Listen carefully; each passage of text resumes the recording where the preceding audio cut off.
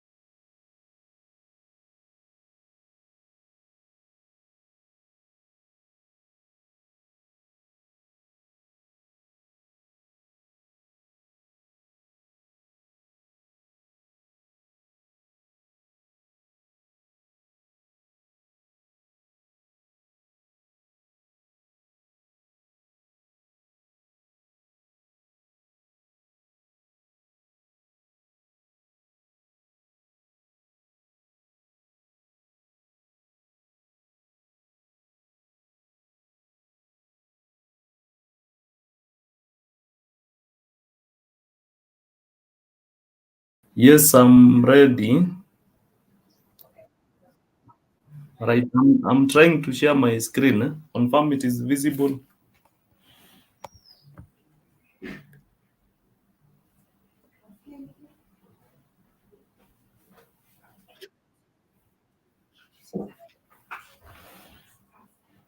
So, good morning, guys. My name is Januaris Kasanga.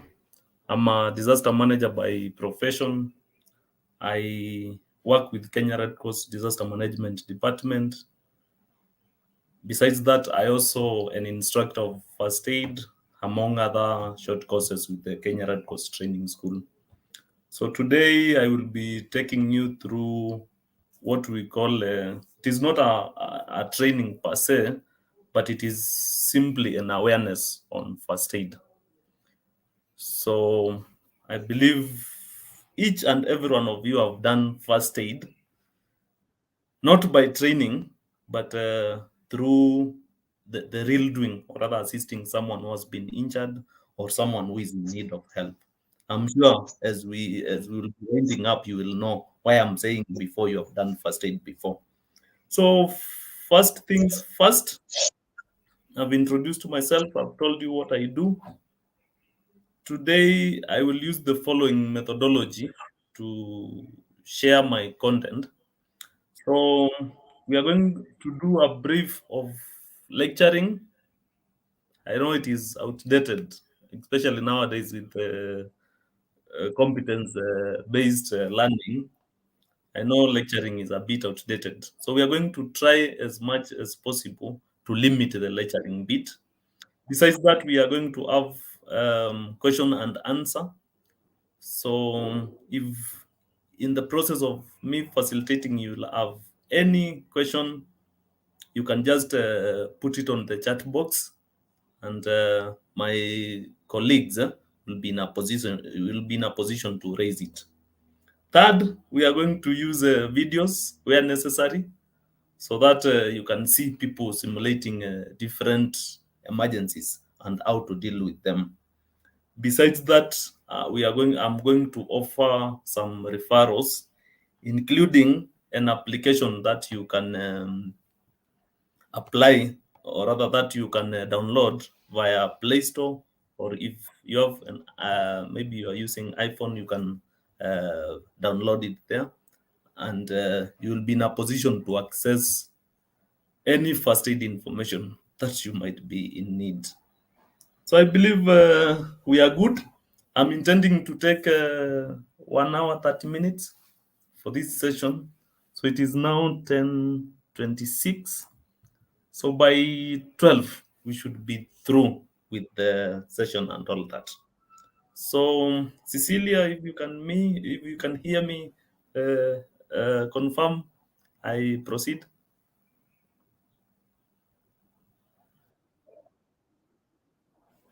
All right. So I know, guys, you have heard of first aid before, yeah. And before we even go to the first aid bit of it, this is what I will be taking you through. Today, I'm interested in taking you through four things, ideally. So we are going to begin with the introduction. Yeah, I like my way of facilitating is that I like moving from known going to the unknown. So we are going to begin with the introduction on first aid, what first aid is, and the aims of doing first aid. Then after that, I'm going to take you through incident management, or rather, what are some of the plans of action that you need to make sure they are in place whenever an emergency happens.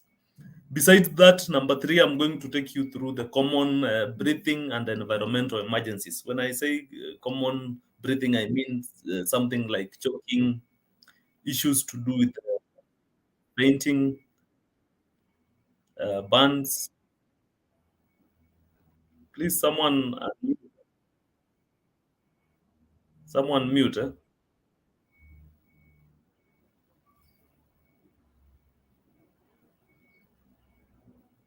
right?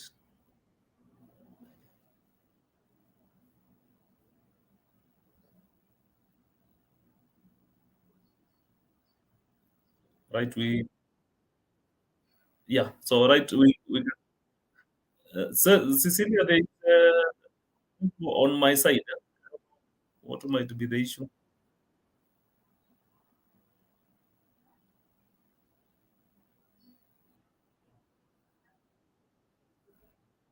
Okay.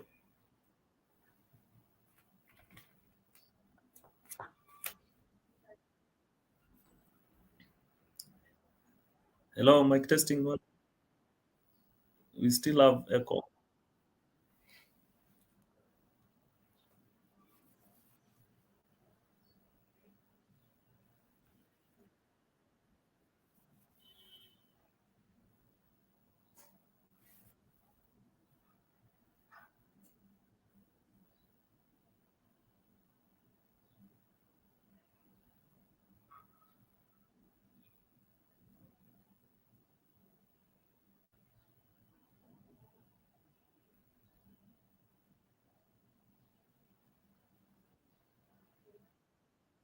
Yes,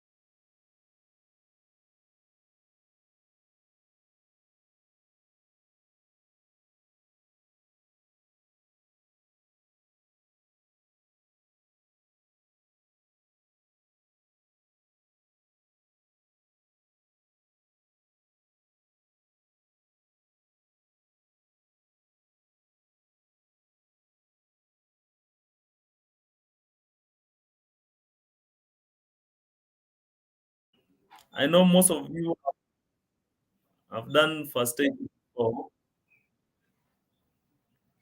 So, what is first aid?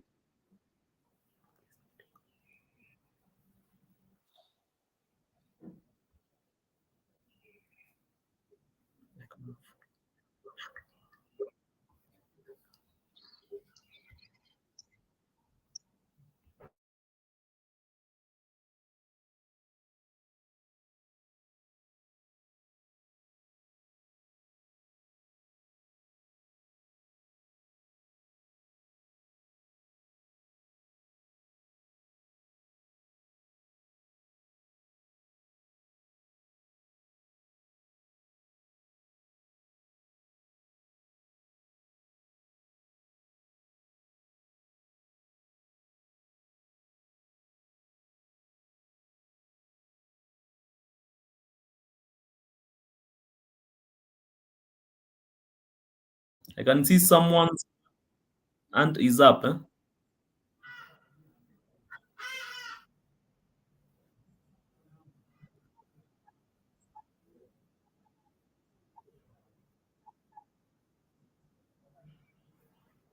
Aha.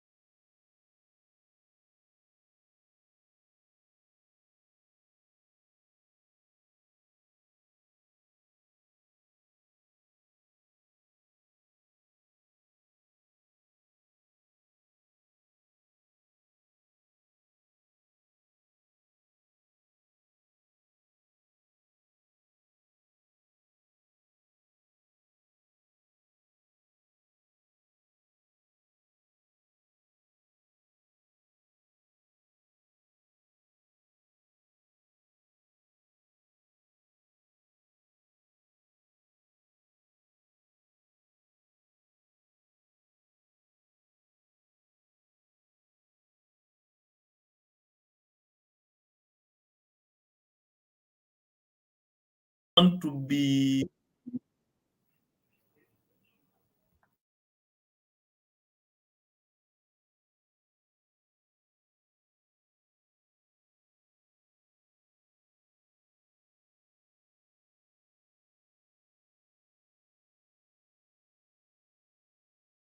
rather the first we do first aid to preserve life. We don't want people to lose their lives. Yeah. So that is the first why we do first aid. Secondly, we do first aid to prevent further injury. Now that someone has been, yes.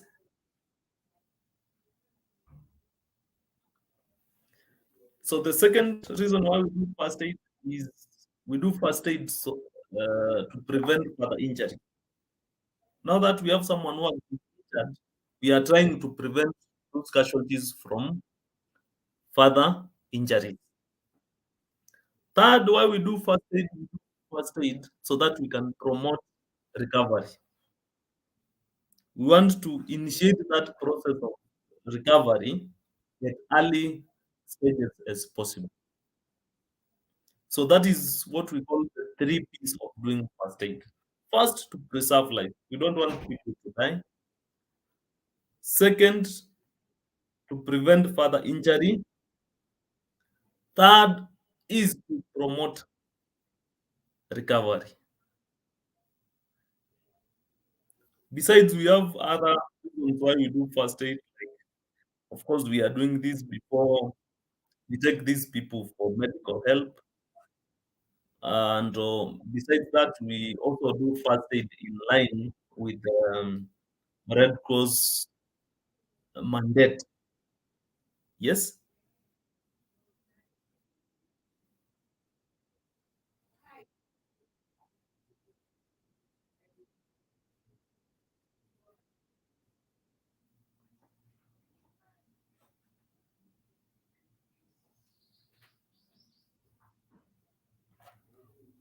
Okay. So we were talking about reasons why we do first aid. I've told you about the three P's and all that. Besides, I was telling you perhaps we do first aid so that because of we want to alleviate human suffering. This is in line with the mandate of the International Red Cross and Red Crescent movement.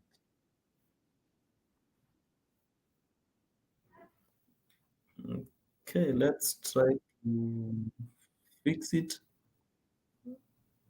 in a moment.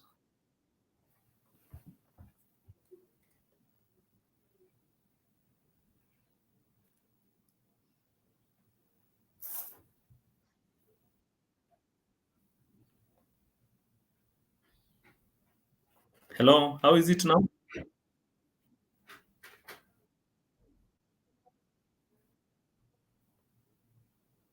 Mic testing one. Two.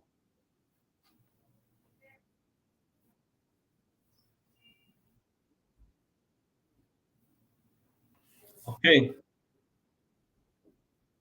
yeah. So we continue on the goals or rather aims of doing first aid.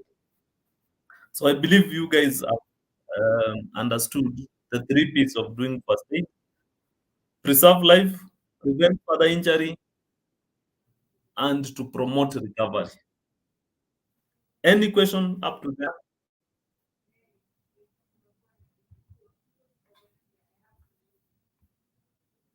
Any questions, guys?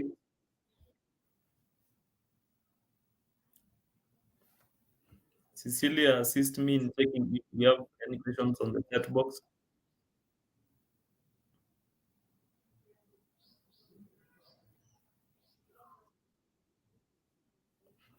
Okay.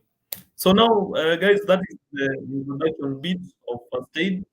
So I just want to move progressively to the next bit, and the next topic will be incident management. Incident management, yeah, in Kiswahili from the word tukio. Tukio. If something happens, or rather, if there is an emergency, how do you manage it? So this topic seeks to, or rather, to take you through the immediate considerations whenever we have emergencies. What is the plan of action that you need to have whenever we have emergencies?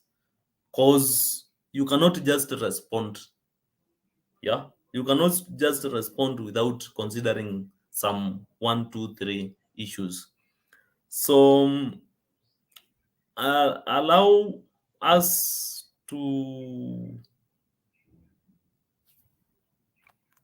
project a video, or rather we are going to show you a certain video here. Actually, we are going to show you two videos. Then it is going to be something like a short discussion on, if you were the first one to arrive in that incident, what could you have done? So the first one is a case study of Kenya. It is a road traffic accident. I know yesterday you guys were learning on issues to do with road safety. So I'm going to show you two videos here. Make sure you watch them keenly. Then after that, you're going to tell me if you were the first person to be on that incident, or rather to be on that scene of accident. What are the first actions, or rather, what could you have done? What could be your plan of action? So if Cecilia, you are ready, you can stream the video, the first video.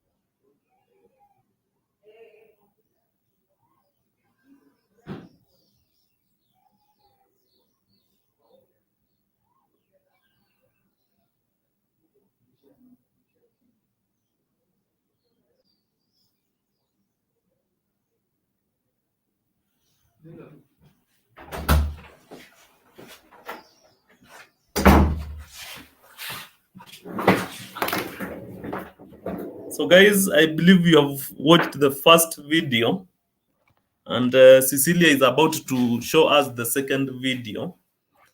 So let's continue to internalize, or rather to brainstorm. If you were the first person to arrive in that incident, what could be your plan of action? So Cecilia, over for the second video.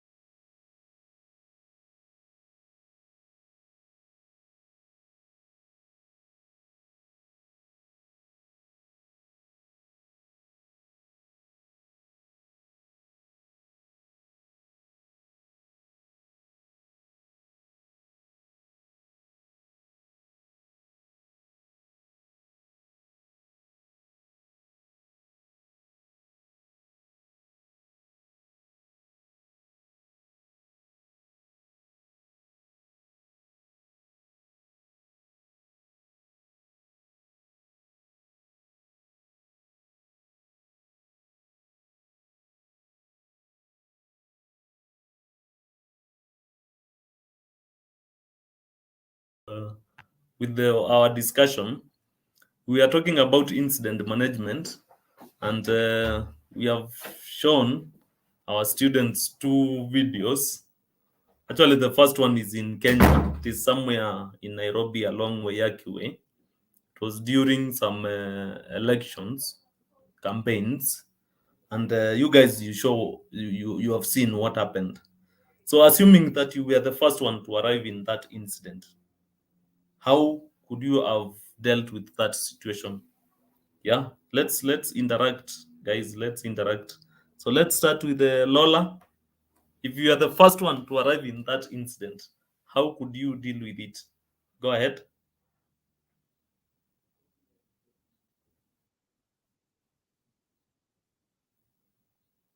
Yes.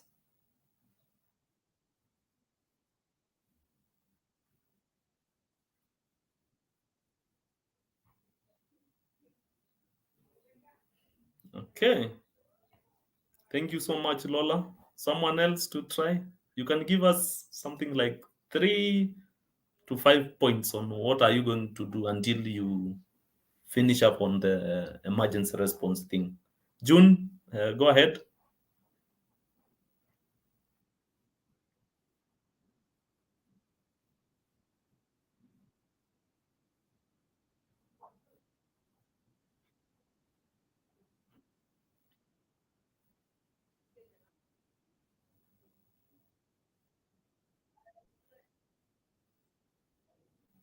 Aha. I can see we have Terence and followed by Chelsea. So, Terence, please go ahead and make sure you tell us which video are you responding to, or rather, which video are you responding to? Terence, yes, go ahead.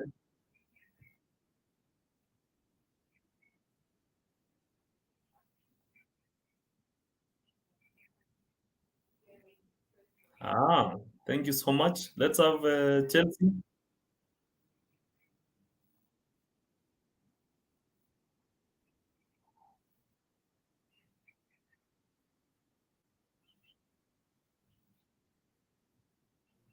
Okay, so how are you going to prevent more bleeding, Chelsea?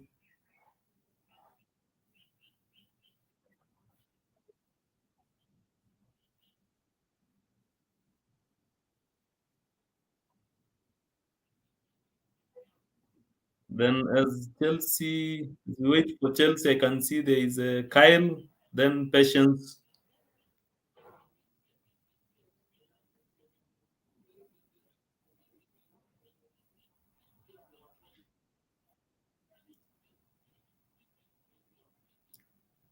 Yes, go ahead.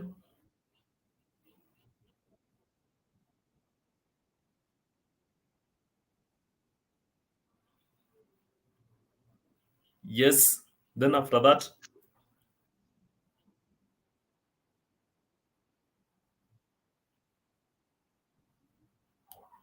okay.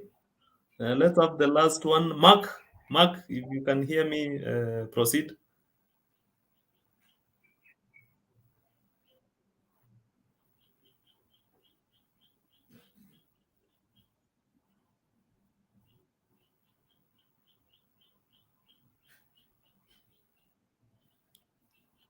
Before Mark comes, we have Sam.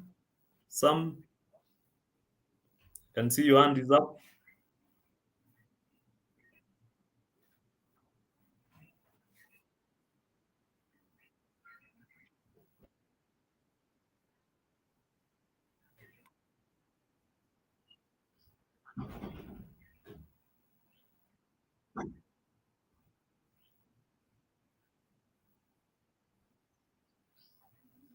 Wow. Thank you so much. I can see Mark has tried to answer it through the chat box. He's saying that he would call for help first, then he would clear the area. After that, he will try to treat the wounded or get the casualties out of the car, as that might cause further injuries. Ah, interesting. Wow. Then Chris is saying that I would carry the casualty using. the for and at method. I don't know which method is that. Perhaps Chris will clarify on that. Then someone is saying that he cannot he cannot handle blood easily, so he thinks he will just faint upon arriving on the incident, the scene of accident. Oliver is saying that clear the area, treat for shock. Oliver, you will tell us what shock is, then stop bleeding. Then after that, you check for any broken bones, reassure them, call for help. Great. Oliver, I suspect you have been trained on first aid before. Um, uh, Momanyi is saying she will do the same. Then Mark is asking, how do you plan on getting the people out of the car when you don't know the car structure? That is a question that has been put across to you guys. So now, with me is a guideline. Of course, I cannot give you a formula because every disaster, or rather every emergency, is unique on its own way. So with me is just simply um guideline on what to do first before maybe you consider doing anything else. So the guideline is very simple. The first thing that you are supposed to do is you need to assess the situation. You need to quickly do an assessment, what we call a rapid assessment of the situation on the ground, on what has happened. Actually, you need to be, or rather, to use your senses and ask yourself what has happened. If you continue being in that incident, what is likely to happen, perhaps what is likely to happen in the next 30 minutes or so. So it is always advisable using your instinct. You make sure you assess the situation. Second thing, you make the area safe. I understand the incident has happened, but it might not be safe, especially, first of all, for you, first responder, or rather for you as a first aider. It might not be safe for you for those guys who are coming, whom we call the bystanders, those guys who are coming to witness the incident. So you need to take care of them as well. You also need to take care of the casualties, like you have seen in the two videos. That is a road traffic incident in an highway setup. So you need to make sure you take care, or rather, you make the area safe so that we don't witness another incident happening, or you guys in the process of assisting, something does not compromise your assistance and all that. So you need to make the area safe. Specifically, you need to make area safe for yourself, because we said that safety is very important for someone. You need to make the area safe for the bystanders, or rather those guys who are coming to witness. You need to make the area safe even for the casualties. Remember, the among the issues that we have said about making the area safe, sorry, among the aims that we talked about why we do first aid is to prevent further injuries. So you need to make sure you make the area safe for the casualties so that they don't encounter maybe another crash as a result of the area being unsafe and all that. So you need to make the area safe. Then third is, now that the area is safe, you need to now go to what we call the emergency aid, or rather, you need now to do the first aid. How are you going to do the first aid? Having in mind of the resources that you have with you, you need to prioritize the casualties according to their needs.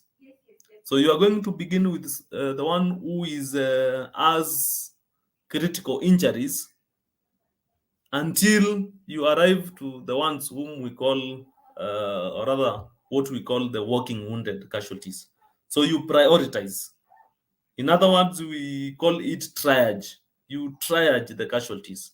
So you begin with the one who has critical injuries and is in need of perhaps specialized treatment or is in need of your immediate attention. Then after that, you go to the one maybe based on needs, the one who is near critical until you reach to those who have what we call soft tissue injuries, or rather things like bruises and all that. Then after emergency aid, you um, you go to you can seek to get help, yeah, and on getting help, ideally you can get help from the bystanders. You can get help from the bystanders. Then after that, maybe if the help that you are getting from the bystanders is not sufficient, you can call for ambulance, you can call for the police and all that, you can call for backup and all that, depending on the magnitude of the incident. Then after that, after you have done all that, the last thing that you need to do is you manage the aftermath and all that. And aftermath, ideally we clear the scene, you make sure you do documentation on what happened for reporting purposes. In aftermath is when we notify family members of those guys who have been injured.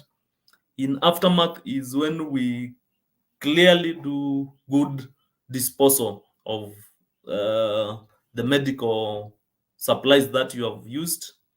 In aftermath is when we do things like psychosocial first aid for those guys who have been affected in one way or the other. So ideally, that is how we manage an incident. Remember at the beginning, I said that it is not a formula, it is just a guideline to follow. It is just a guideline to follow. Yeah. So it is just a guideline to follow. So in some incidents, you will just assess the situation, then call for help as the second thing, as you wait now to do the emergency aid, or rather making the area safe emergency aid, then you have your aftermath.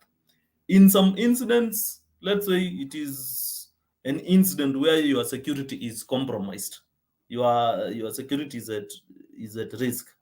In some incidents, you'll have to assess the situation and maybe call for help as you maybe run for your safety and all that. So this is just a guideline. It is not a formula, as I had earlier informed. So now, yes, Cecilia.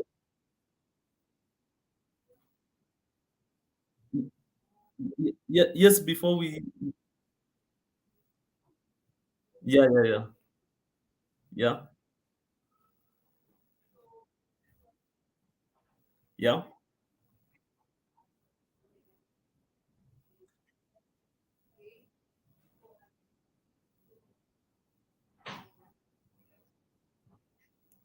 yeah. So about,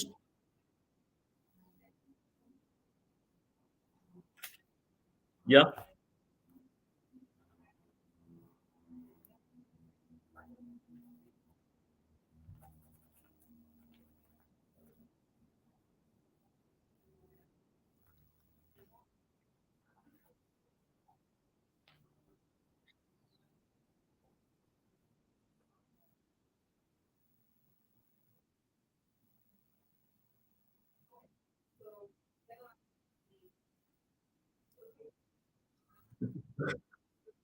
thank,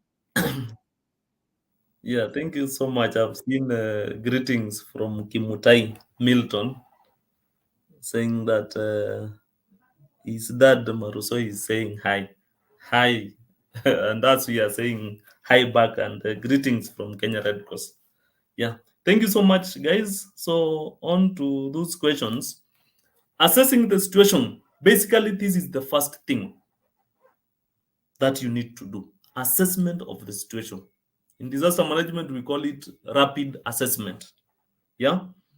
So you need to follow your instincts, as I had said, and use all your senses. Yeah. So you need to make sure you observe, make sure if you can listen, you listen. Yeah. If you can, sometimes we discourage even smelling and testing and all that, but you need to clearly use your senses to assess the situation. Ask yourself, yeah, the back of your mind, what has happened? Yeah. What has happened? If you continue to stay in that incident, yeah, if you continue to being in that incident, what is likely to happen? Because you need to mind your safety as you do the assessment, yeah. And you also need, as you do the assessment, you need to be forward looking. Perhaps, yeah, what are the needs on the ground? Yeah, what are the resources that are required, not just in the next 30 minutes, but you need to be forward looking, like in the next uh, the 5 hours, 3 hours. What do we need to make sure we sort out this situation and all that? So I believe I've answered about assessing the situation. Then someone else had asked something about whom do we deal with first, whom do we treat first. Ideally, the strategy is, first of all, you have to consider the resources that you have on ground. Let's say it is a what we call a mass casualty incident, and perhaps you are alone. Let's say a situation where you have 10 casualties, three are critical, and seven are minor, or they are in between critical and having what we call minor injuries, and you are alone in the incident. There you have to prioritize, beginning or rather starting with the most critical casualty. But again, you have to mind the time that you are going to take on each and every casualty. Because the goal, or rather the aim, is to assist as many people as possible. Yeah. So ideally, on issues to do with whom do we start with, it depends on the resources that you have and also the time. But all factors constant, you should begin with the most critical casualty until you get to those guys who are walking wounded, ideally. So I believe I've answered that. Is there any other question, Cecilia, in the chat box before we get? I can see that we had some people who had their hands up.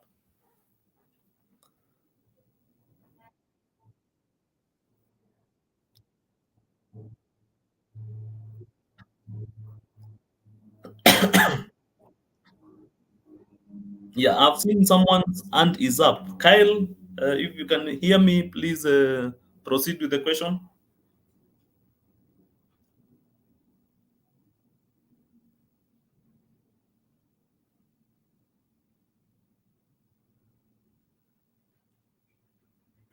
Kyle, your hand was up. Please, if you have a question, proceed.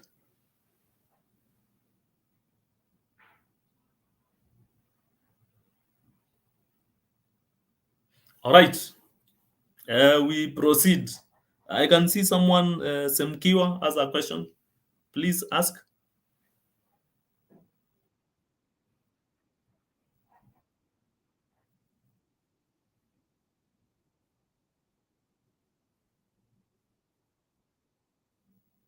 Ah, ah.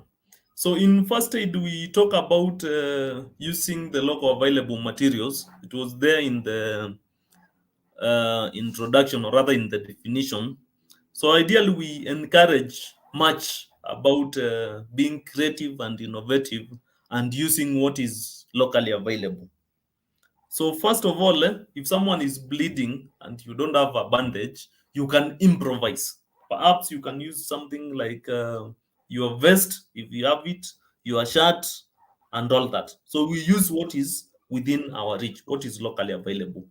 Besides that, if it is something that the casualty can manage, even if, let's say, I'm bleeding from my hand, yeah, and the casualty can manage applying pressure, because that is the ideally the first aid for bleeding. If they can manage applying pressure using their hand before even you look for other resources, you just advise them to apply pressure before you seek for a first aid kit with to come with bandages and all that. I believe I've answered that. Someone else, I can see Sam, your hand is up. Please go ahead.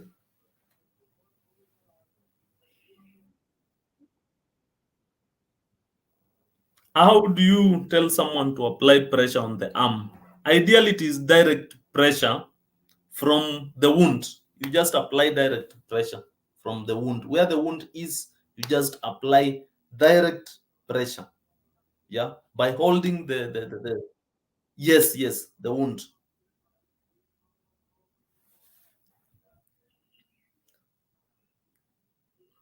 All right. So I can see someone is asking, what if someone has many wounds? Again, you prioritize. You begin with the serious one, as Tasha is trying to answer. Yeah. So you begin with the serious one. Yes, someone's hand is up. Please go ahead.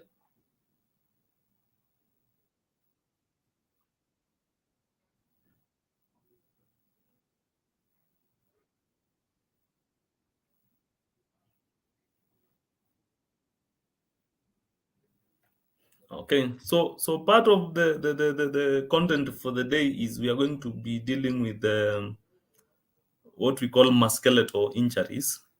So I would request that you just hold that question. You will ask it as we will be doing the musculoskeletal injuries, issues to do with dislocation, broken bones, structures, and fractures, and all that. Yes, Magdalene.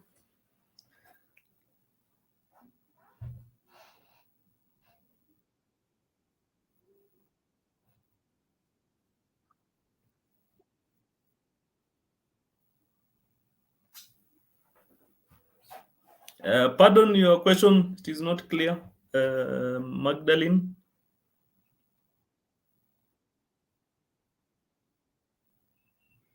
Uh-huh. So ideally, it will be affecting the skin. Ideally, it will be affecting the skin, which is the largest part, or rather, the largest organ of the body. So what we do in first aid, there is what we call a head to toe assessment, where you physically assess for those physical injuries from the head till you reach the toe. So in the process of doing that assessment, what we call the head to toe assessment, if you encounter any injury, you deal with it there by there. So that is how we deal with any physical, or rather any wound that might be in the body and all that. So I can see people are asking, how do we treat internal wounds and all that? We are coming to that. So meanwhile, we move to the next. No. Before we move to the next topic, there was the aspect of getting help. And you guys, I don't know if you have an hotline number that you can reach out in case of emergency. Where do you call whenever there is an emergency? Maybe at your estate, or at your where you stay, or even in school. Which numbers do you guys call? Someone has typed 911. Does 911 work in our country? Tasha? Yes, it works. 911 is for the police. Then someone else has indicated Karen Hospital. I can see someone else has indicated. You need to give us the number for Karen Hospital. Someone else has given 999. That is for the police. It works. Prudence has given 112. That is for the police. Again, it works. Yeah. Which other numbers, guys, can you call whenever there are incidents? Someone else has given us Aga Khan Hospital. You need to have the number, not just the name. Yeah. Which numbers do you guys call whenever there are incidents? So today I'm going to give you two hotline numbers that you can call whenever there are emergencies. The first one is, especially if it is an issue that is relating to security issues and all that. You can always reach the police through 999. So you can always reach the police through 999. You can also reach the police through 911. You can also reach the police through 112. That is the number for Kenya Police. Besides that, you can also reach um, the Kenya Red Cross emergency operations through the following numbers. I want to emphasize more on the toll-free number, so that even if you don't have airtime, you can still reach out to them. So you can call 1199. So that is the number for Kenya Red Cross Emergency Operations Center. And it covers countrywide. Wherever you are, you can just call 1199 or rather 1199.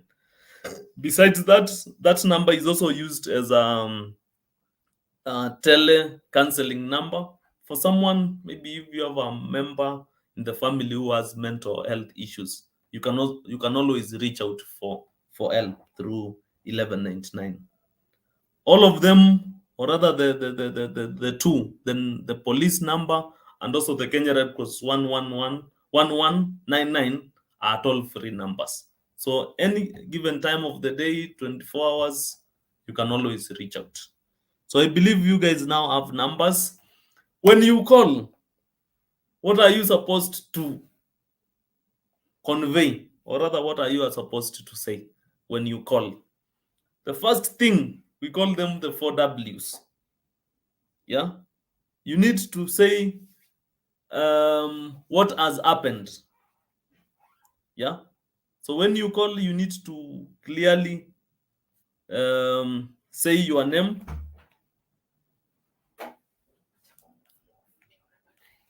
So you clearly need to indicate your who is calling, or rather, we call them the 4Ws. When you call, who is calling? The first thing. So the first thing will be, hello, my name is this and this. The second thing will be, where are you calling from?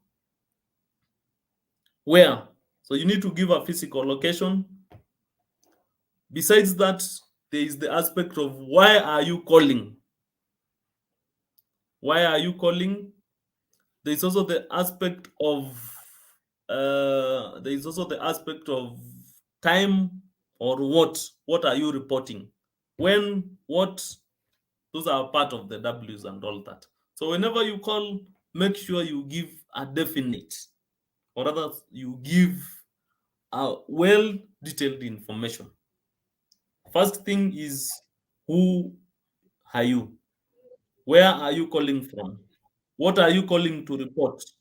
Perhaps when did this happen? Then from the side of the person who will be dispatching, they are going to be much concerned about confirming your details and also the time. They will ask you to repeat. Perhaps you said your name is this and this. Where are you calling from? And all that, just to confirm for the record purposes. Then after that, they are going to confirm time in terms of what time did the incident happen, and besides that, how long will they take for them to have maybe an ambulance or to have response at the scene and all that. So it is important to have all that. So just a summary of incident management, maybe for those who are noting down. Whenever there are incidents, or rather, whenever you encounter an emergency, remember the acronym AMEGA. Yeah? Remember the acronym AMEGA. Omega to stand for assess the situation, make the area safe, emergency aid, get help. Then the last thing is aftermath for incident management. So, Omega, assess the situation as the first thing, make the area safe. After doing that, do now the emergency first aid, beginning with someone using triage, starting with those people who have critical injuries or the casualties who need specialized first aid until you get to those who have minor injuries. After that, you can get help. I've given the numbers. Can call police or you can call Kenya Red Cross. Then after that, we are going to have aftermath. So I believe that was clear. So guys, now we move to another topic. And the other topic that I'm interested in taking you through is breathing problems or other emergencies associated with the breathing. And for today, we are going to focus much on choking. I'm sure you guys know what choking is. I'm sure maybe you have been choked before, or maybe one of your family members or classmates you have encountered, even if it was not that serious, you have encountered choking before. So what is choking? What is choking?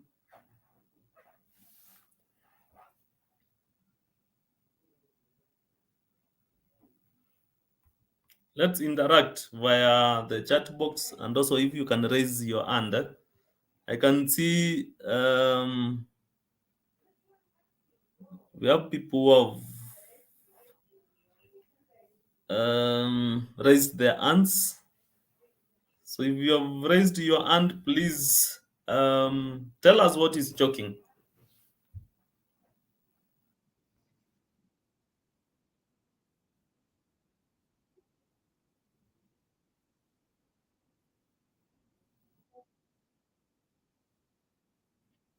Something that is denying you from breathing. Okay. I can see some clear hand is up. Please tell us what choking is.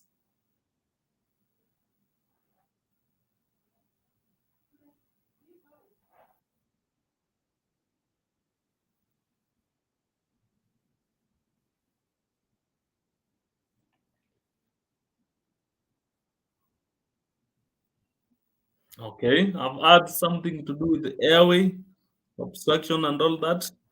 Uh, someone else to tell us what choking is.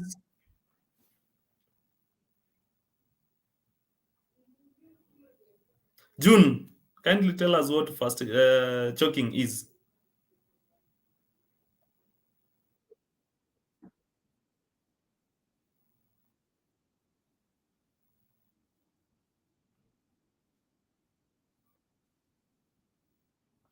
Exactly.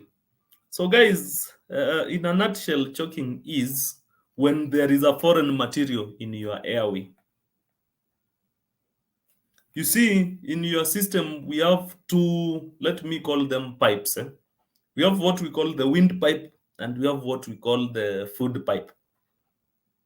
And there is a certain valve which coordinates the breathing and also swallowing, because the food pipe is to facilitate swallowing, then the wind pipe is to facilitate breathing. There is a valve which facilitates the two, and that valve we call it the epiglottis. So if someone wants to swallow, yeah, the epiglottis usually blocks the windpipe after getting signals from your brain and all that, of course. So, what is choking? Choking is on your,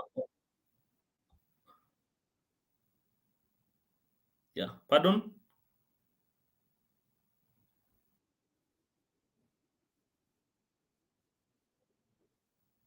Yeah, I'm saying in your system you have two pipes.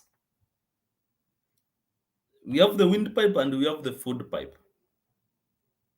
And we have the valve that coordinates the two. That is breathing and swallowing. We call it epiglottis. It is a leaf like something that coordinates the breathing and the swallowing and all that. So now on your food pipe, anything can pass, be it water, be it any other solid materials and all that. That is on the food pipe. But on the windpipe, it is strictly gases. Yeah, it can only support gas and not any other thing. So whenever there is something which is foreign, something now which is not a gas, or rather something now which is not air, in your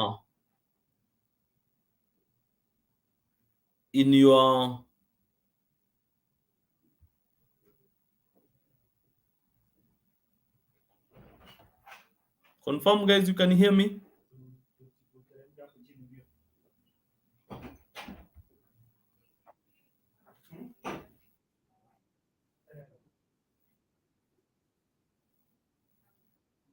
Okay.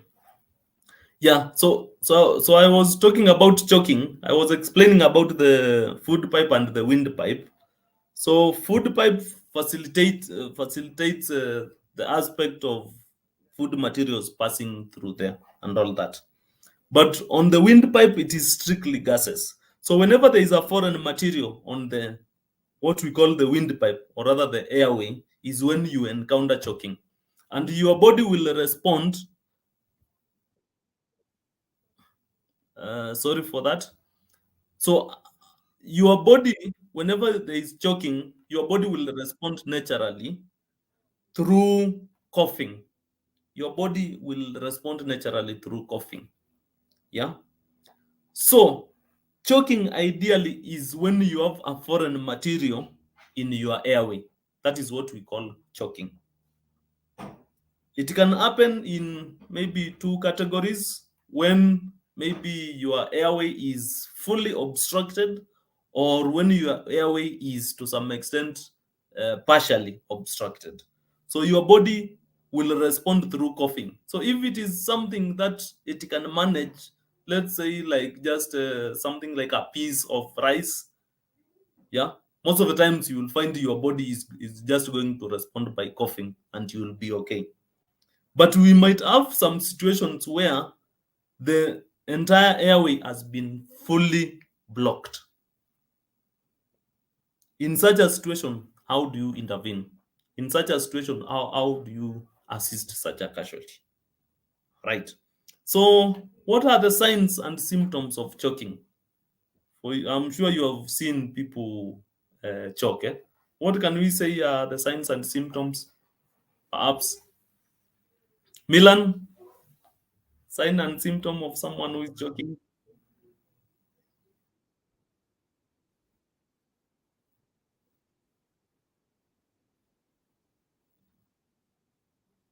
Exactly. Yeah, like you can see on my projection there, you can see someone is holding their neck. Eh? Yeah, that is what we call the universal sign of choking. Yeah, so if it is very serious, you will find yourself holding yourself there. That is the what we call the universal sign of choking. Which are the signs and symptoms of choking? How will you know someone is choking someone else?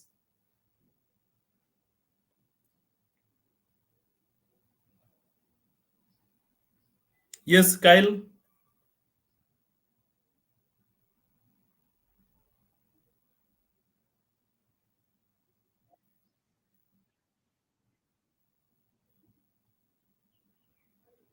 Yeah. Yeah, if they are coughing, yes, as we had said, that is an obvious sign of choking. The body is trying to remove that obstruct, or rather the foreign material. Someone else to try.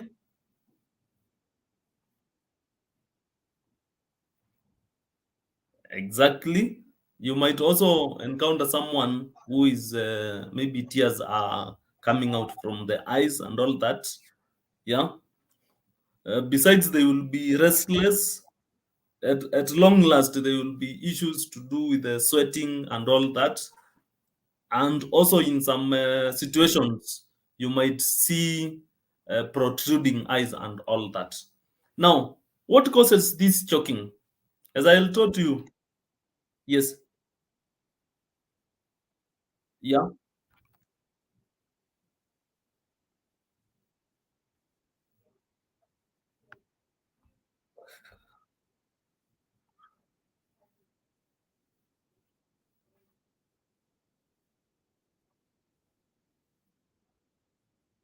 okay.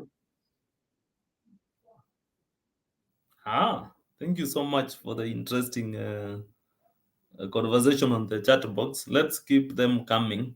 So, as I was telling you, we have three causes of choking, and the first one is, of course, the most obvious, and is when you have a foreign material or rather foreign body on your airway. Secondly, choking can be caused by perhaps something like a medical condition, which can trigger swelling of maybe your upper airways. Something like an allergic reaction can cause choking, maybe swelling as a result of an allergic reaction. Something like maybe an injury, a physical injury that is causing the airway to be blocked. That can be a cause of choking, or even when your tongue falls back, especially when you go to unconsciousness and your tongue falls back, barricading the airway and also the food pipe and all that. So that one will be a cause of choking. So now, how do we deal with choking? Or rather, if you encounter someone who is choking, how are you going to assist them? So, allow me to show you some two videos.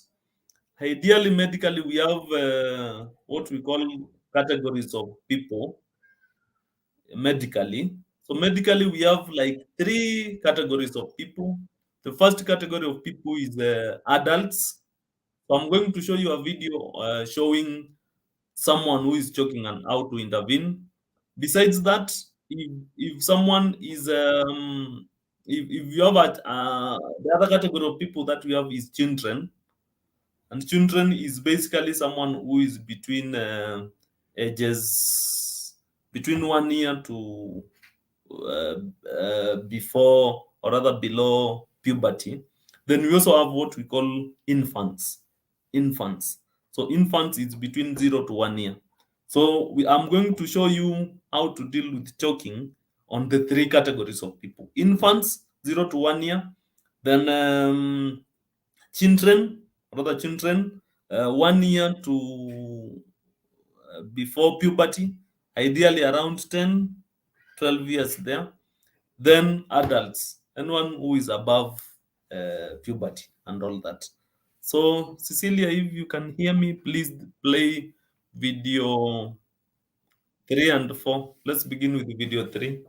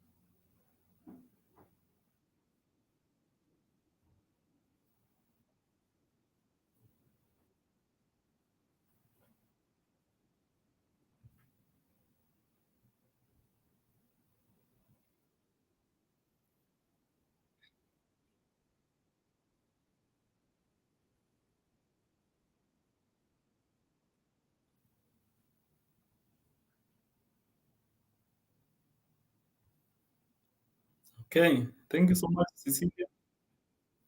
Show us the next.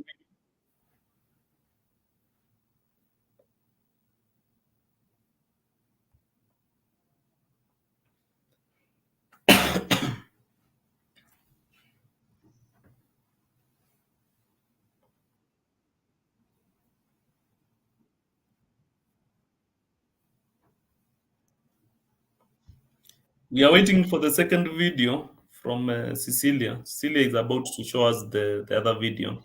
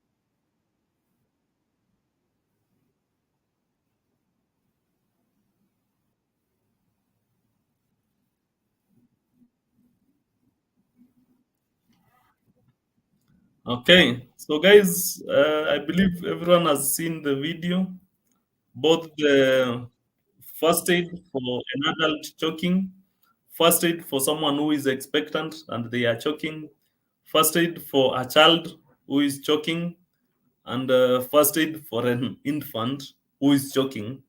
I know the most interesting one is the infant choking, and I was seeing in the chat box someone was asking why do we do five back slaps and also the compressions and all that.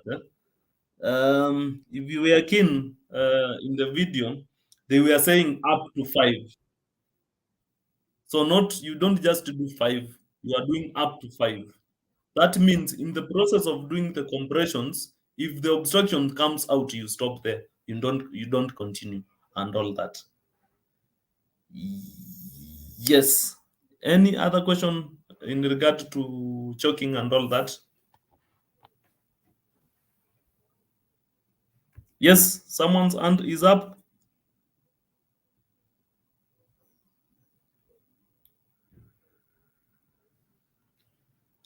Someone's hand was up. Proceed with the question.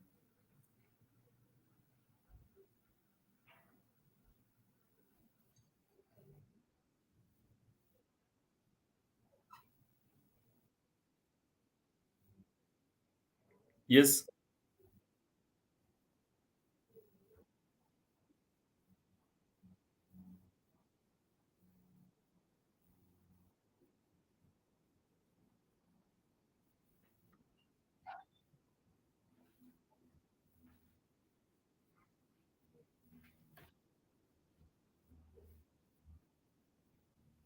Ideally, they will be unconscious because of the lack of breathing.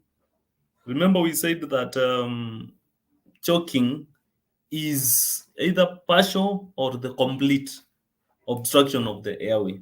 So if it is partial, it means they will naturally respond by coughing. But if it is the complete obstruction, it means that they will not be in a position to breathe.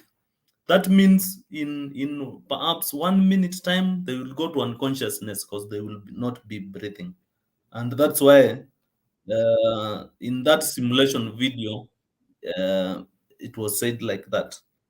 And guys, also in interest of this as well, it is good to be aware that choking might not be such a big emergency for especially adults, but it is a very big concern when it comes to infants.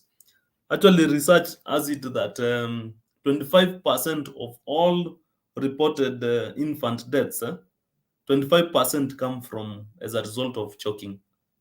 So it is a very serious emergency when we talk about infant choking. First, it is complicated by the aspect that children or rather infants communicate through crying. So, in a situation where now they are choking, it means that they cannot cry. Yeah.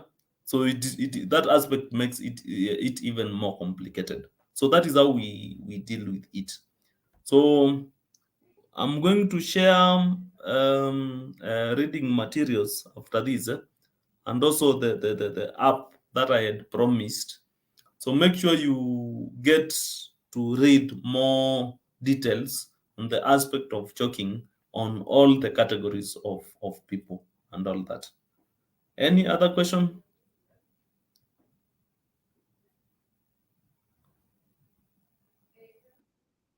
Yes. Yeah.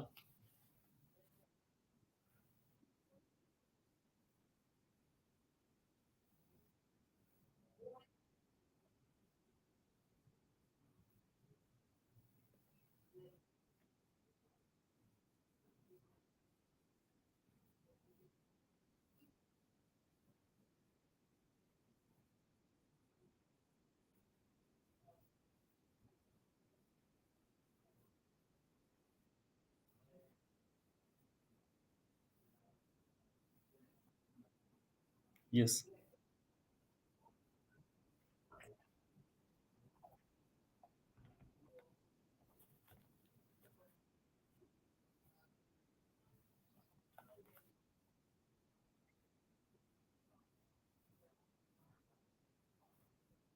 Okay.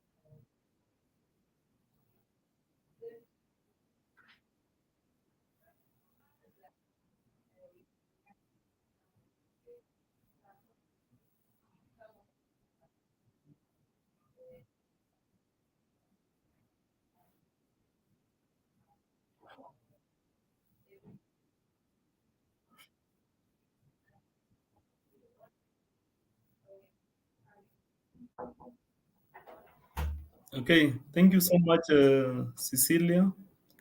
And allow me to answer that question on signs and symptoms on choking, or rather, an infant who is choking.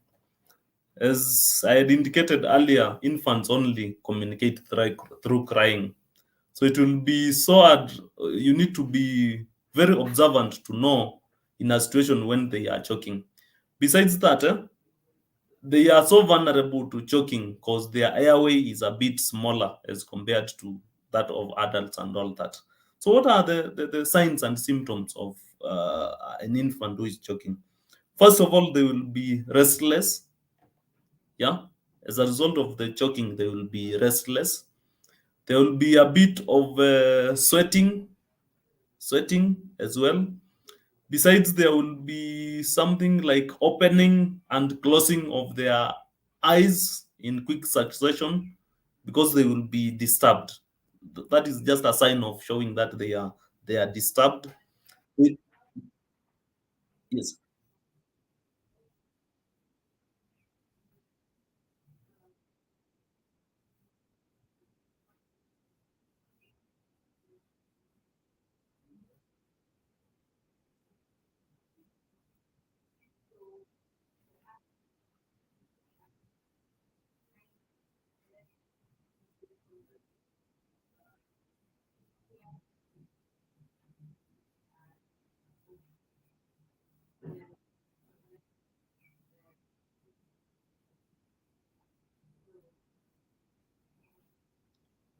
Okay. So we are talking about the signs and symptoms of infant who is choking.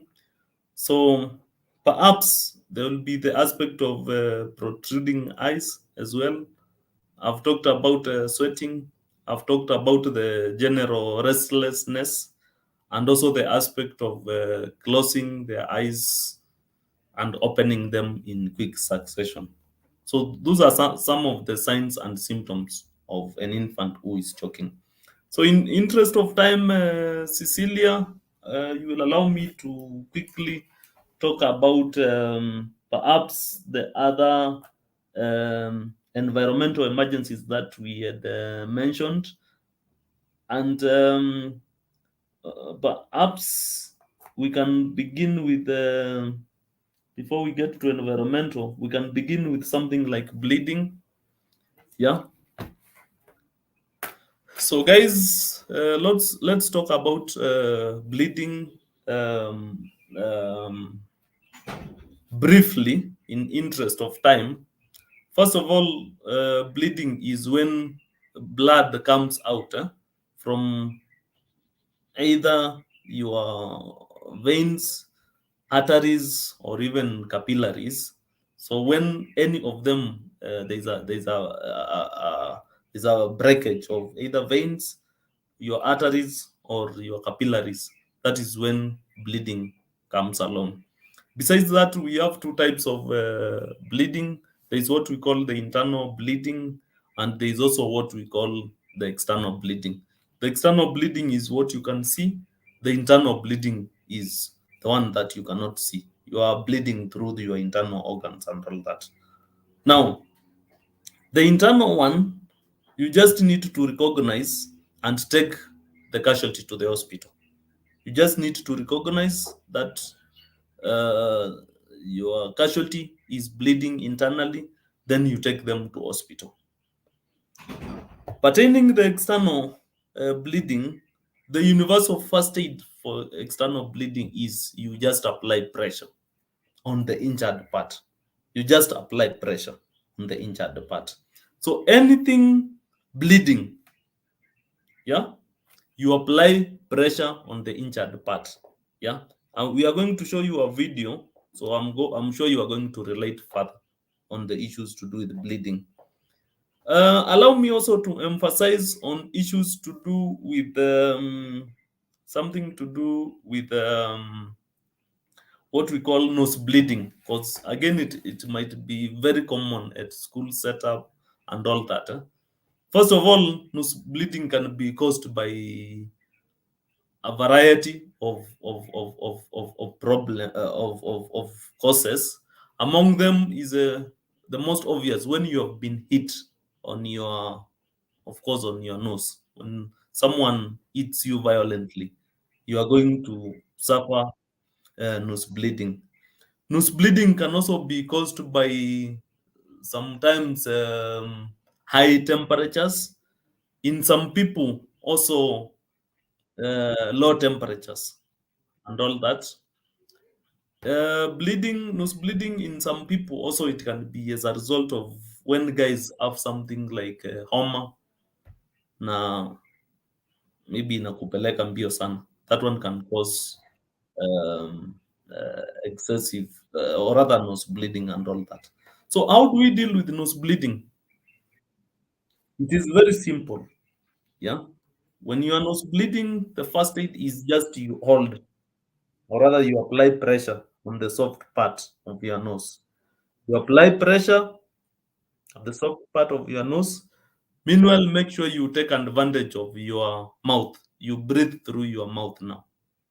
You don't breathe through the nose. So you apply pressure on the soft part for like 10 minutes and you make sure you breathe through your nose. If you have something like an handkerchief, you can just dip it in. You can dip it in water and perhaps apply it maybe at your head or perhaps at the back, for the sake of cooling, so that it can facilitate quick clotting of the blood that is oozing through your nose and all that. So that is the quick fix of nose bleeding. If it takes more than perhaps 10 minutes and it is still continuing, it is not that you need to refer to hospital because maybe it can be a very big emergency and all that, excessive bleeding and all that. So that is how we deal with nose bleeding. Says yes, yes, yeah,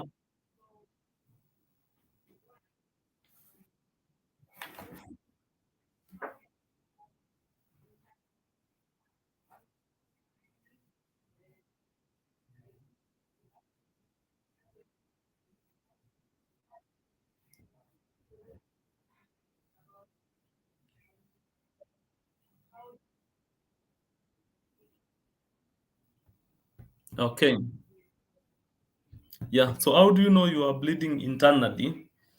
First of all, someone who is bleeding internally, chances are we will see blood coming from what we call the orifices, or rather the normal openings of your body. Yeah. So if someone is bleeding from maybe from their lungs, chances are they will be coughing. They will be coughing blood. That means someone has perhaps a respiratory physical injury and all that. Besides that, if someone is vomiting blood, it means that, of course, they have issues to do with the abdomen and all that. That is if they are vomiting blood and all that. If someone is perhaps urinating blood, it means they have internal injuries, yeah, perhaps from kidneys and all that, and certain things. So that is one way of knowing if someone is bleeding internally. You have blood coming from the orifices, or rather the openings. If someone has an head injury, chances are you will see blood oozing from their ears and all that. Yeah, and all that. So that is one obvious sign of internal bleeding. The other obvious sign of internal bleeding, of course, is a change of skin color. Yeah, for someone who is light skin, of course, they will change to pale, and to the longer time, they will change perhaps to blue and all that as a result of bleeding. Besides that, if someone is dark, they will become more dark. Yeah, someone who is dark like me, they will become more dark. So that is a sign of internal bleeding.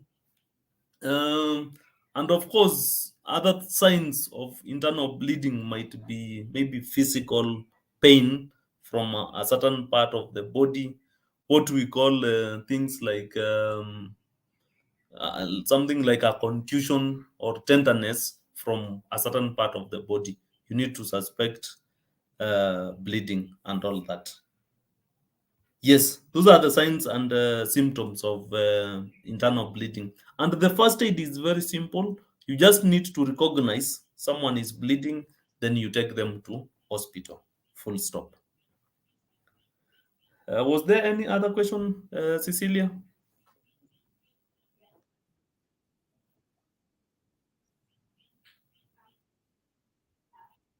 Yeah.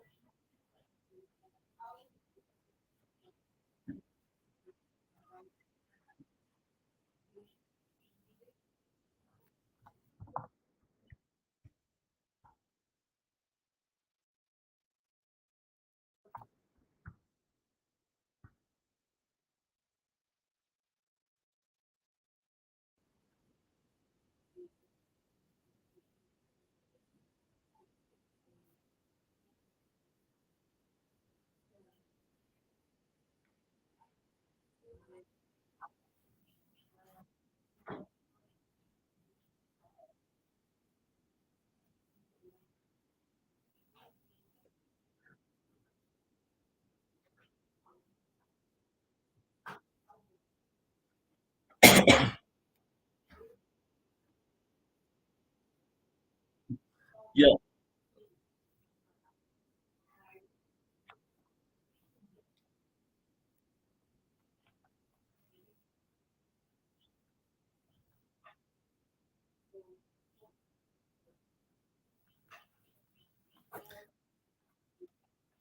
Yeah.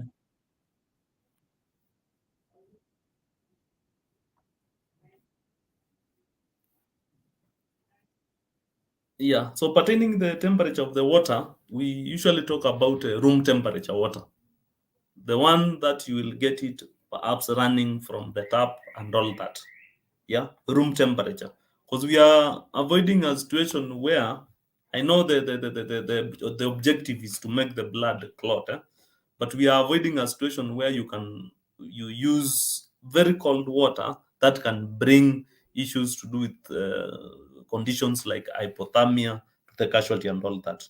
So just use room temperature water on someone who is nose bleeding and all that. Then pertaining internal bleeding, someone has asked that if it is prudent just to know that they are bleeding and then you take to hospital. Exactly, that is what should happen, as I had indicated. I said that at the first aid level, you just need to have, or rather, have clear signs and symptoms, or rather, if you notice someone has signs and symptoms that fit internal bleeding, you just refer them to hospital. I'm thinking of a situation where someone maybe has lower abdomen internal bleeding.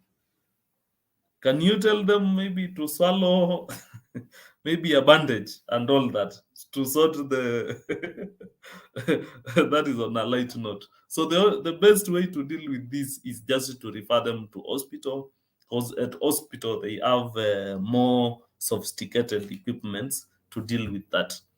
Then someone else had asked how doctors will know and all that. Of course, at hospital there are those modern equipments, perhaps like an X-ray will do for you to notice if there is any maybe abnormality or any bleeding in your internal organs and all that. Yeah. So I believe I have answered. There was a question about how do you place someone who is nose bleeding. So the best position is let them sit on a chair when on a comfortable position on their chairs. Then let them lean forward, not back. Then let them continue applying pressure on the soft part of the nose, and advise them to breathe through the mouth and all that. So you lean forward, not you don't lean back. You lean forward. Yes. Another question, Cecilia? Yes, I can.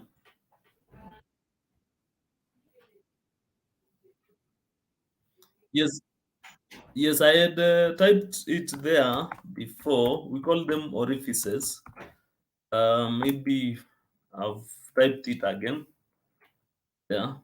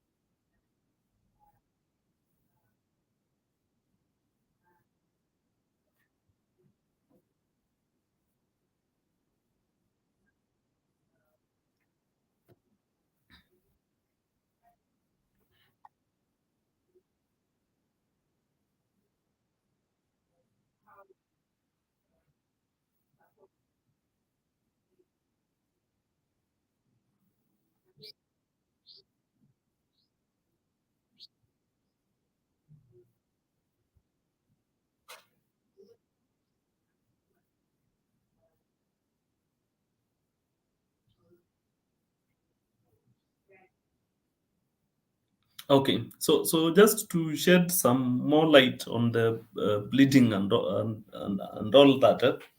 First of all, it is important for you guys to be aware that bleeding is considered among the. It is actually number two. It is number two after issues to do with compromised airway.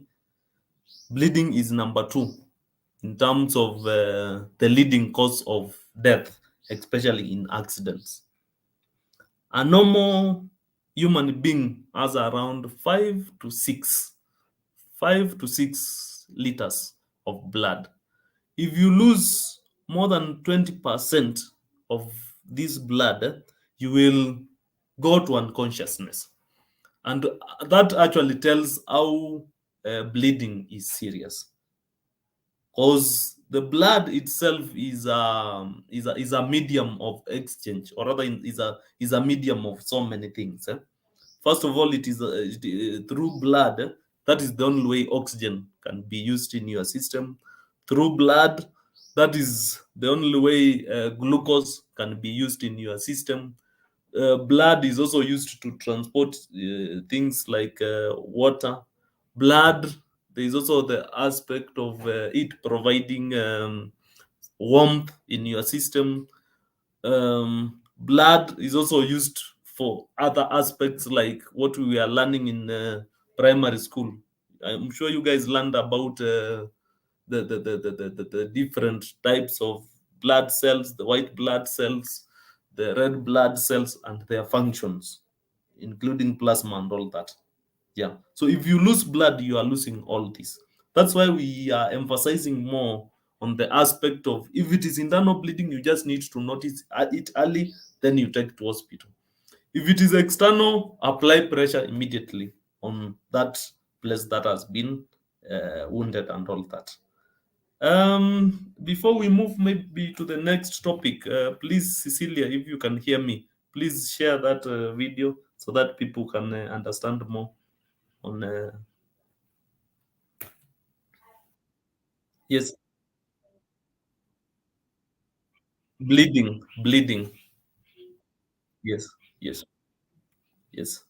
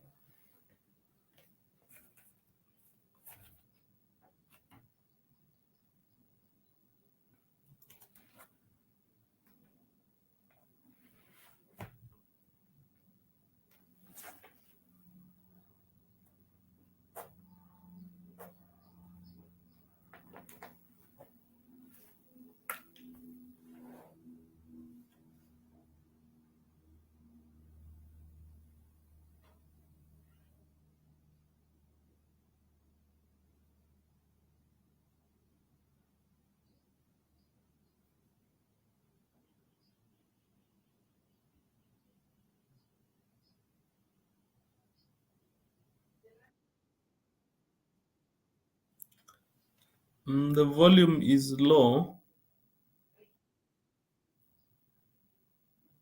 negative.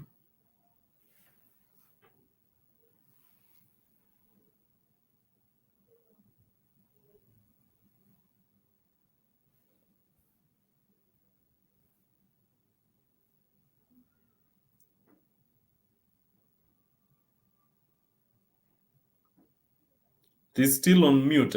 I can see your sound is mute on. Please unmute.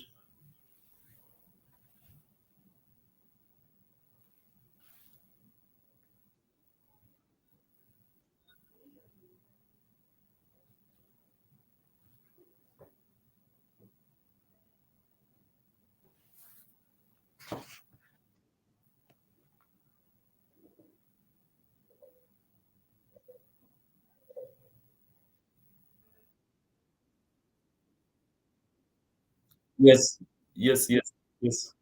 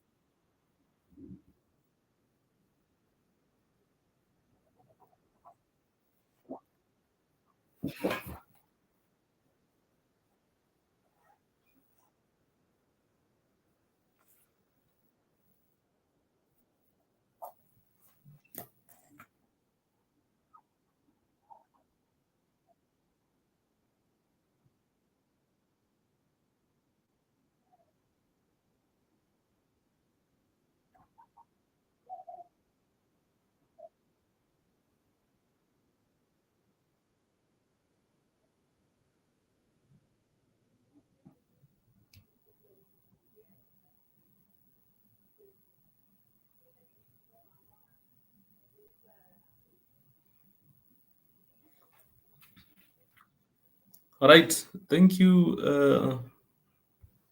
Right. Thank you, Cecilia, for sharing that. So we move to quickly. I will talk about fainting and seizures. Sometimes seizures is what we call epilepsy.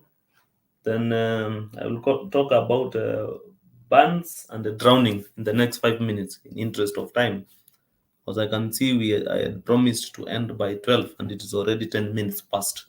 So fainting. Again, it might be very common in school setup or at home setup. Fainting is ideally a brief loss of consciousness as a result of low or lack of oxygenated blood supply in one's brain. So, if someone faints, or rather, let's begin with the causes of fainting. What are the causes of fainting? The major, or rather, the main cause of fainting, first of all, is what we call low glucose levels in our body. Ideally, njaa, kama venye January iko na njaa. It is a major cause of fainting and all that. So make sure at all times your glucose levels are well balanced and all that, because it can be a cause of fainting and all that. Besides that, another cause of fainting can be issues to do with ventilation. Maybe if you go to a place where it is not well ventilated. Another cause of fainting can be extreme good news or even extreme bad news. Yeah. I don't know what you guys consider as extreme good news that can make you, or rather, that can cause fainting to you. But it is good to know that extreme good news can cause fainting as well. Besides that, you can get fainting as a result of other medical conditions and all that, especially when you are under certain medication and maybe your glucose levels are low and all that. There's also the aspect of exhaustion, yeah, excessive temperatures and all that. All that can cause fainting. Now, how do we deal with someone who has fainted? It is very simple. When someone faints, you just make sure that if maybe the fainting was being caused by the environment that they are in, make sure you sort the environment, maybe issues that triggered the fainting, and make sure they are in a well, or rather in a good place where there is a circulation of of oxygen. And after that, you just need to raise their legs. Yeah, you just need to raise their legs, so that blood, or rather deoxygenated blood, can go back to the earth, and it, through it going back to the earth through gravity, because you'll be raising their legs, it will be oxidized and then sent to the brain, and your casualty will get back before 5 minutes. So that is how we deal with fainting. Simply, simply, that is how we deal with fainting. I said it is a brief loss of consciousness. That means in 5 minutes' time, that casualty should be back to normalcy. In 5 minutes' time, that casualty should be back to normalcy. Yeah. So that's it on fainting, unless someone has a question on fainting.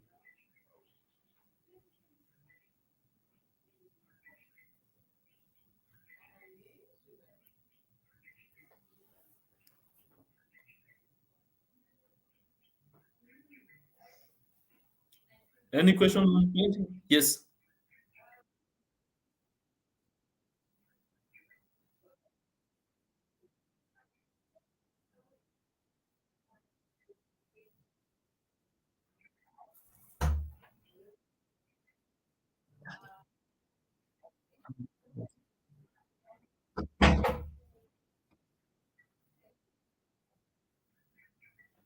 Um,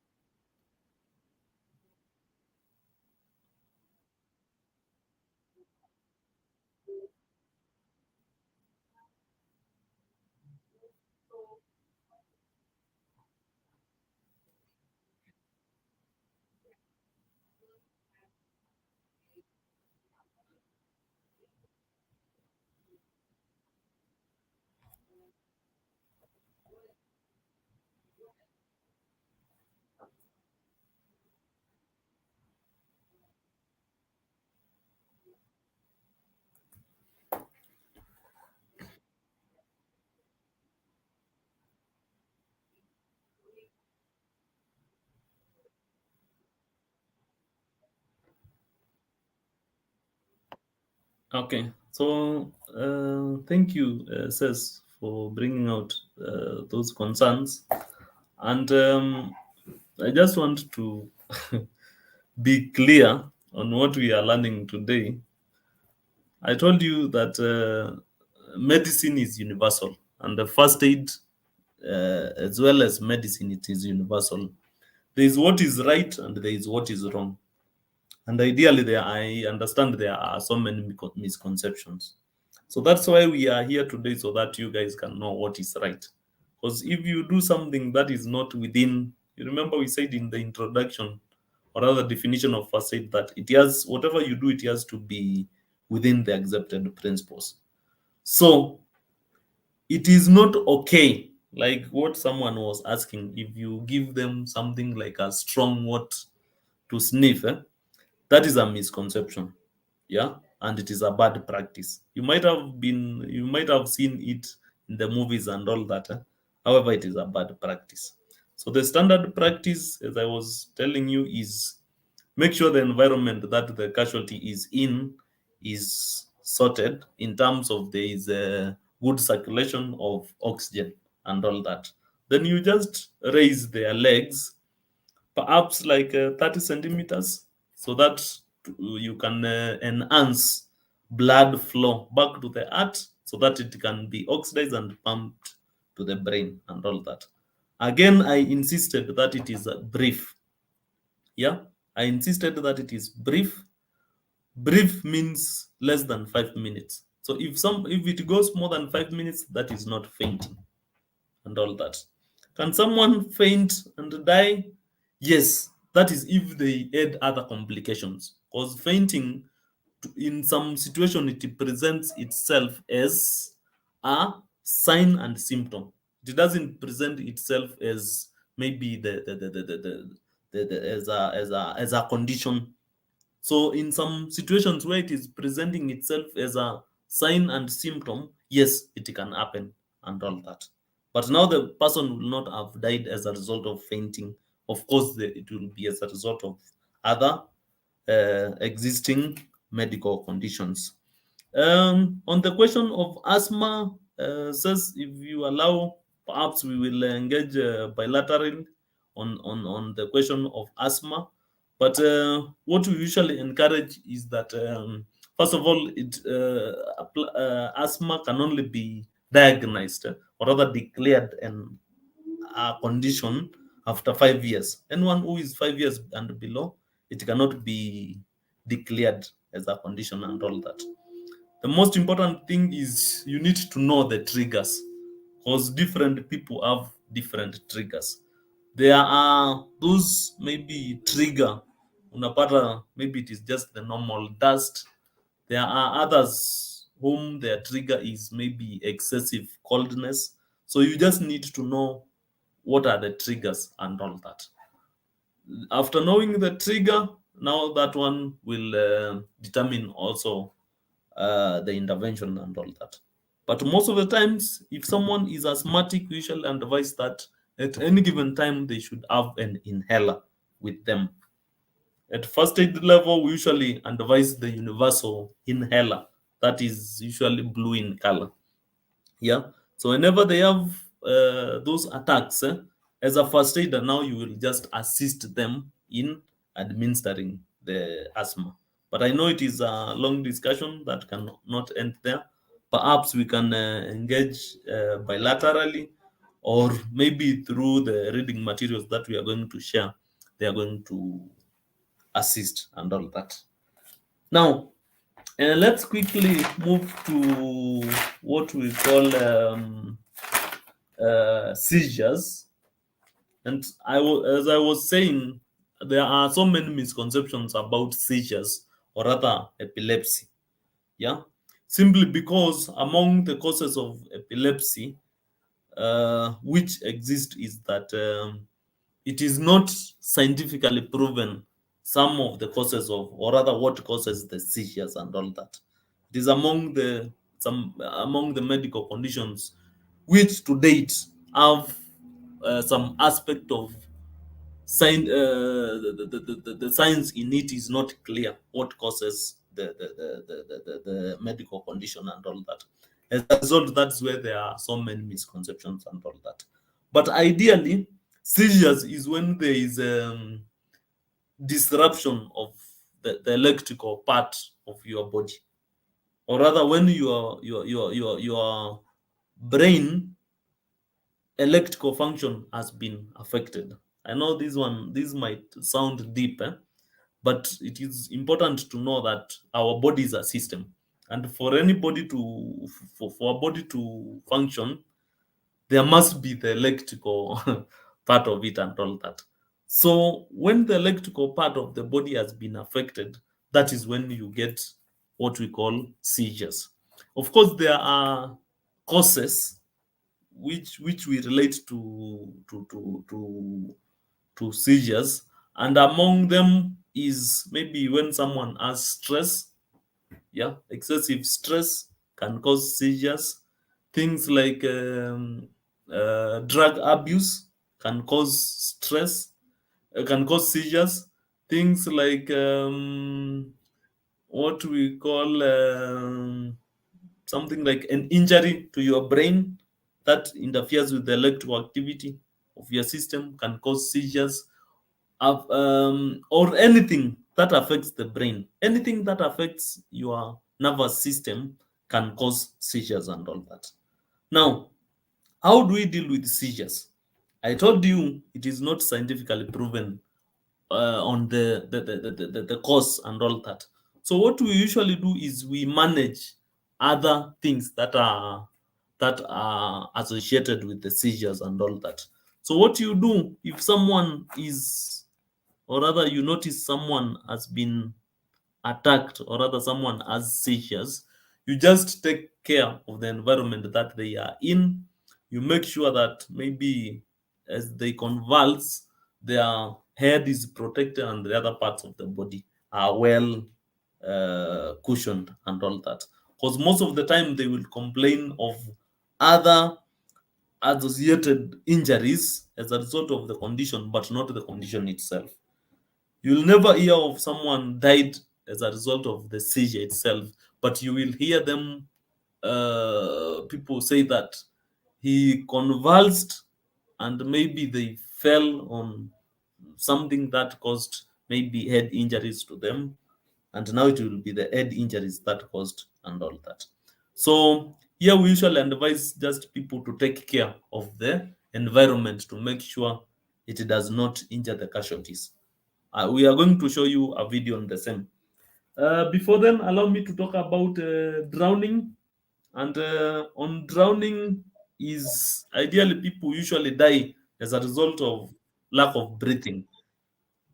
Yeah, they don't die because of maybe um, having a lot of water in the system and all that. Yeah, swallowing a lot of water. No, the water does not kill. The reason they die is because while you are in water, inside the water you cannot breathe. So that is what causes, or rather that is what drowning is. Now, if you encounter someone who is near drowning, yeah, and you are not a trained lifesaver, we are advising people just to call for help. Call for maybe the help that is within reach and all that. Or maybe if you guys are in a swimming pool and maybe there is maybe a long uh, or anything that you can throw to the casualty so that they can rescue, it is always advisable. But we are cautioning people against going into the water and trying to assist them in the process of them near drowning. Otherwise, you'll be part of the statistics in terms of you guys, you will end up drowning with the casualty. So if you are not a trained person, just call for help. Yeah, you can call someone who is trained on the same so that they can go in and assist. If you are not trained, if you are not trained, please don't go in and assist. That is what we caution about drowning and all that. On burns, The last thing is on burns. On burns, the universal first aid for burns is just you just pour water on that affected area. So you just irrigate the affected area. Nothing else you do. I know there are so many misconceptions about someone who has burn injuries. So you apply this and all that. That one is discouraged. The universal first aid, or rather the standard practice for someone who has burns, is you just irrigate the affected area with room temperature water. Don't apply anything else, then take that someone to hospital. That is if it is a serious burn. So, Cecilia, if you can hear me, kindly play the seizures or rather the epilepsy video on your side.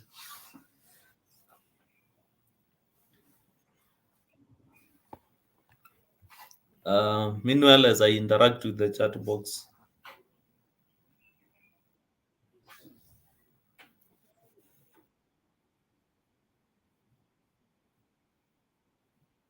Yes, yeah.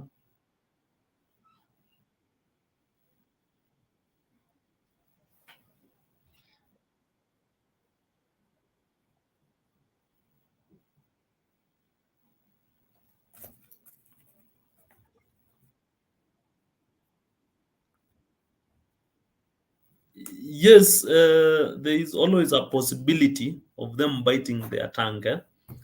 But now we usually discourage because I know there are so many misconceptions that you give them at something to bite like a spoon and all that. But now the dangerous bit about a spoon is that it is going to cause choking to them. Yeah. So or it is going to interfere with the breathing and all that. So it is better we deal with an injured tongue other than dealing with someone who choked. And as a result of maybe not breathing, they went to critical, or rather, the situation transitions for them to being in a critical situation and all that. So, yes, but not in all incidents people can bite their tongue. But we insist on don't give them, or rather, don't insert anything in their mouth while in that process of convulsing. I believe that is clear.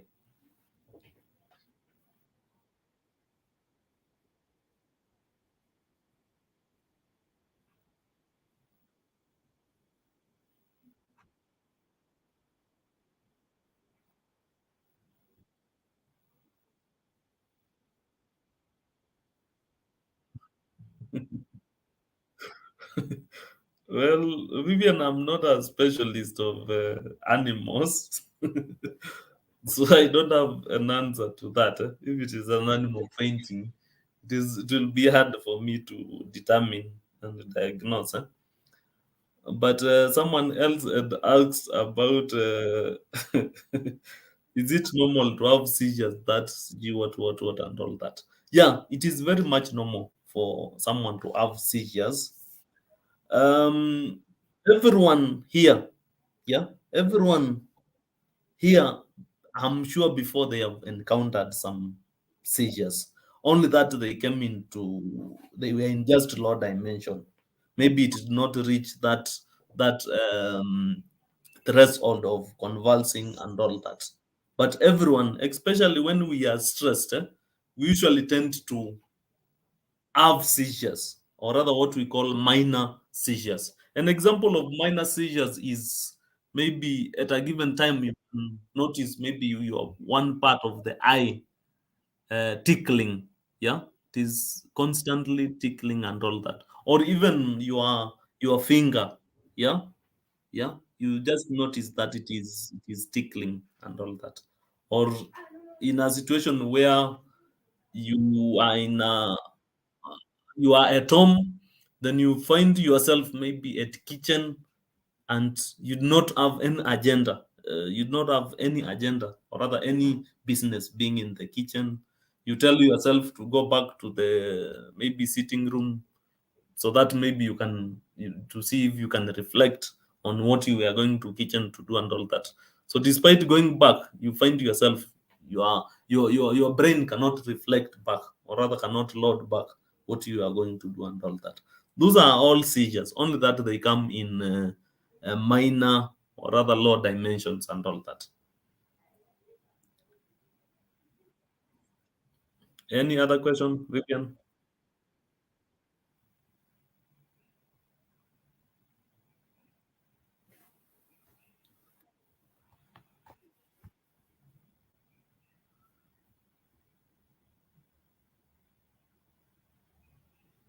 Any other question?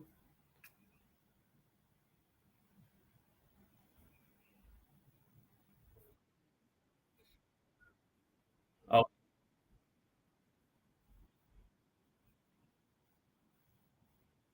yeah. So maybe before Cecilia, as you set up, I just want to emphasize on now that today we were just creating awareness on first aid. I just want to emphasize on the importance of having a first aid kit. I believe you guys have first aid kit at home, and maybe your parents' cars have a first aid kit and all that. So I highly encourage every family, or rather every household, to have a first aid kit. You can reach out for maybe for help, maybe if you are in need of a first aid kit, through the numbers that we provided, the 1199 contacts. Also, if you are not sure about the contents that should be there in the first aid kit, you can always advise and all that. So that is our take home, yeah, and all that. Besides that, if you want to get some more knowledge on first aid, you can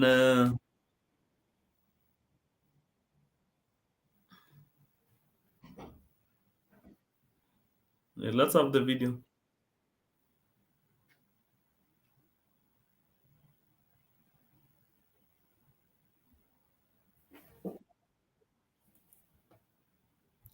There was a lot of echo. I can see it is still there.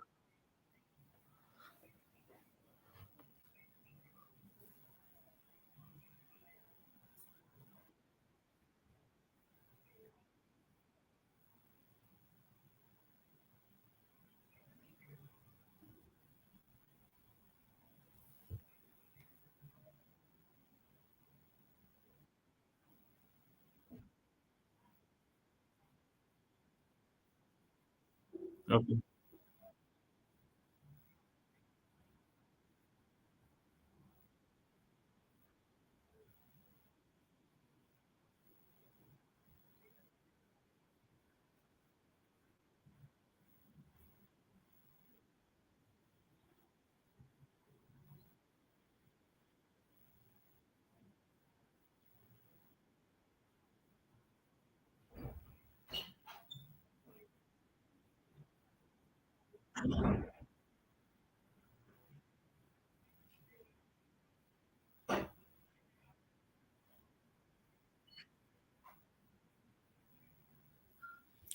Yeah, but ideally we are discouraging people from attempting to help, then at long last them being casualties and all that, simply because they are not professionals in that.